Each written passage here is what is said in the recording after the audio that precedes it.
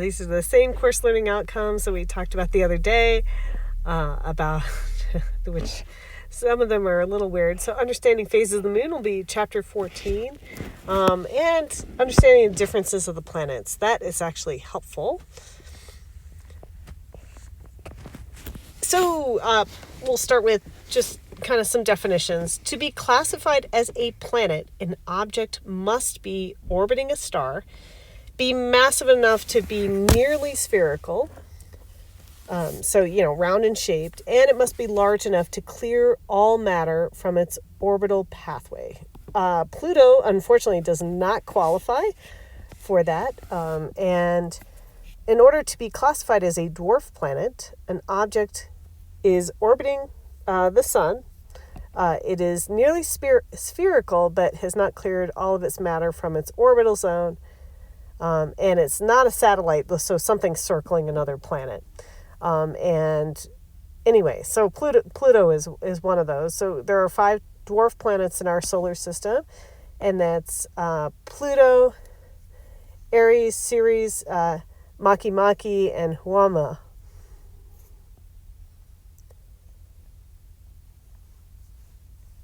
So the distance from the Earth to the Sun is known as 1 astronomical unit, or about 10 to the 8th kilometers, or 9.3 times 10 to the 7th miles. So, notice that's smaller than a light year, which we talked about in chapter 12. And so that this is quite a bit smaller than that, logarithmically smaller than that. So again, astronomical units is used to describe distances in the solar system. The Earth is 1 astronomical unit from the Sun.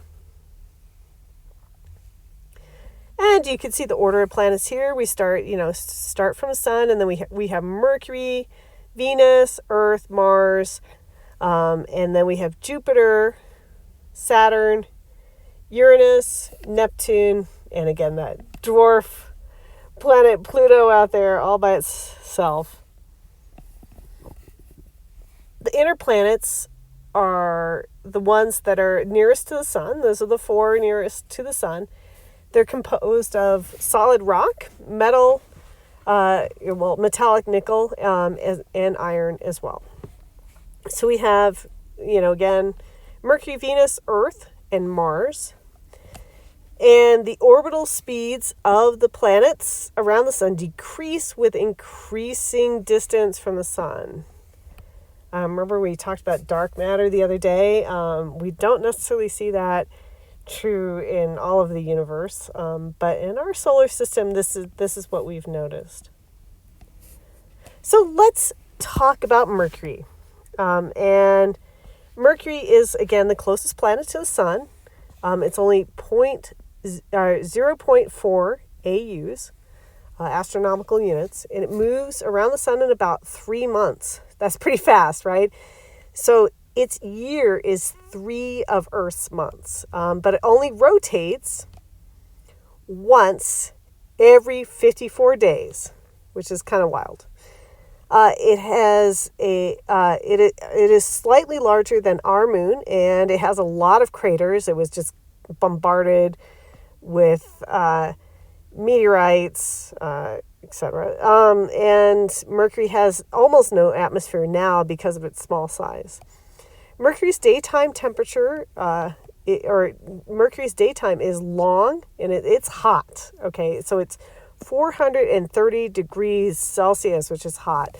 Its nighttime is also long. Remember, Mercury only rotates once every 54 days. So that nighttime is really long, and it's cold. Okay, so that's negative 170 degrees Celsius. So that's a little bit cold, huh? All right, now we have our second planet. Our second planet is Venus. Venus is the next closest planet to the Sun. Its orbital distance is 0.7 AU. And so let's see, its diameter it's really pretty close to Earth. It's 0.95 that of Earth. That's why it's Earth's sister planet. It is very, very hot. Okay, so it is. It has a really thick atmosphere, very dense atmosphere. It's mostly made of a carbon dioxide. Also has clouds of sulfuric acid. That's not something I'd really want to breathe. Because of its dense cloud cover, it is the brightest object in the sky after the sun, and it reflects the sun. So Venus is volcanically active, and it's a harsh place. It is hotter than Mercury. It's 467 degrees Celsius or 867 degrees Fahrenheit. So that's hotter than a good wood-burning pizza oven. And it has high pressure. And it spins slowly as well. But this is where something, I think your book is wrong. I took a look at NASA, like, specifically. So Mercury's day is 117 of our Earth days to rotate.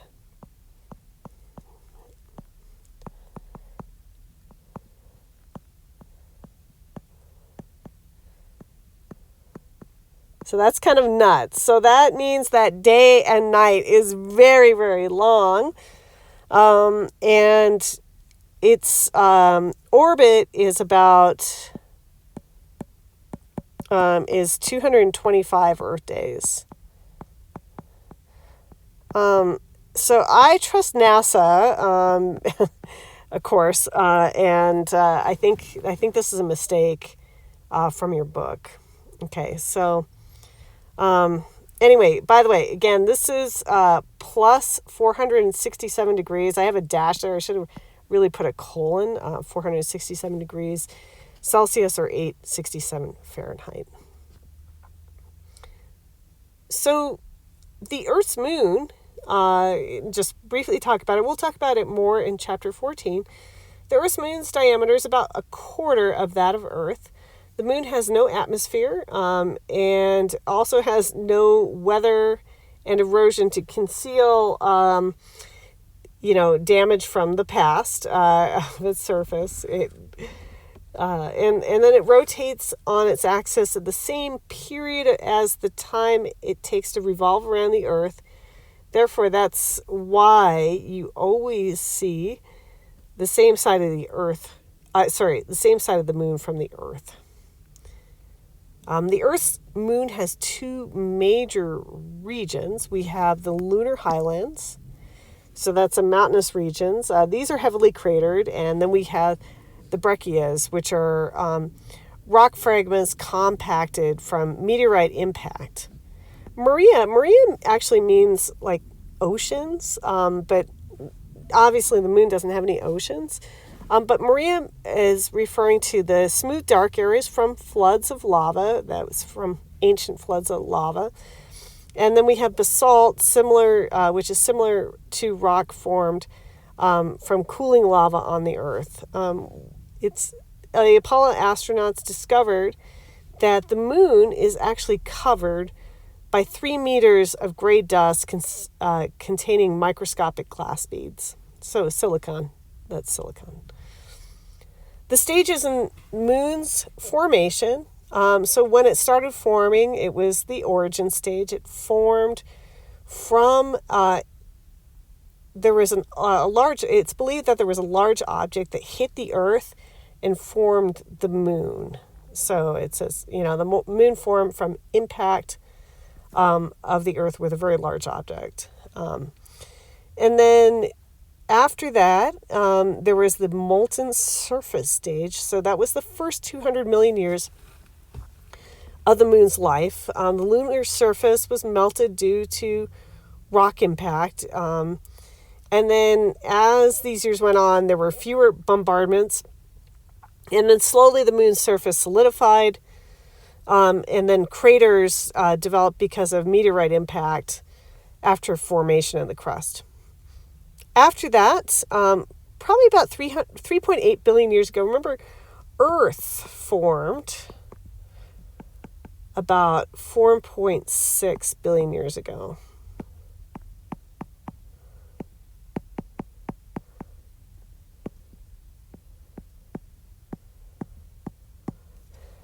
During this molten stage, its interior melted due to heat generated by some type of radioactivity inside the moon. And then we had a cold and quiet stage about 3.4 billion years ago. The last lava solidified and the surface has changed very little since. So 12 people have stood on the moon, and this is Buzz Aldrin. This was one of the 3 Apollo 11 astronauts. After Earth, we have Mars. So again, we have Mercury, Venus, then Earth, and then Mars. And remember, Venus is hotter than Mercury, right? So Mercury isn't as hot as Venus because Mercury has no atmosphere. So that thick cloud of CO2 around Venus causes Venus to warm up. So Mars is the red planet. It is the 4th planet from the sun, possibly a potential away from home planet. Its day is also 24 hours and 37 minutes. It's a little more than half of the Earth's size. However, the problem with Mars, it has a really thin atmosphere. It's 95% carbon dioxide, 0.15% oxygen. So obviously that's a problem for us. We have a lot more oxygen in our atmosphere than that. So a planet with a thin atmosphere is not good at reducing the temperature difference between day and night. So there are huge temperature swings. So the temperatures on Mars' equator range from 30 degrees Celsius during the day. Remember, we are 37 degrees Celsius to negative 130 degrees Celsius at night. Big temperature swings, that just doesn't make it really habitable. And it has iron oxide dust, which makes it red, and then also has varied geography. The orbital distance is, it's farther from the sun, right, than Earth is. So it's 1.5 AUs. We still have some geologically active regions, but there are inactive volcanoes, and we have canyons, and there's terrace plateaus near poles. There are flat regions pitted with craters. So we've had a lot of probes that have visited Mars. We have found that Mars is also made of basalt rock and groundwater that is dilute sulfuric acid. Not something you really want to drink. And it's believed that Mars had sufficient amounts of waters in the past. So it's believed that billions of years ago when Mars was young, there was an atmosphere. And that atmosphere was much thicker than it is today. But for some reason, maybe the, solar winds just ripped it off and ripped off the atmosphere. So we think that the magnetic field disappeared and then the solar winds just ripped off what was left. So much of Mars' atmosphere was lost into space. So there's a couple of links for you to look at with Perseverance landing on Mars. So that's one of the probes that was recently landed. Next, we have our outer planets. And I'm just going to pause here and continue on with outer planets in the next video.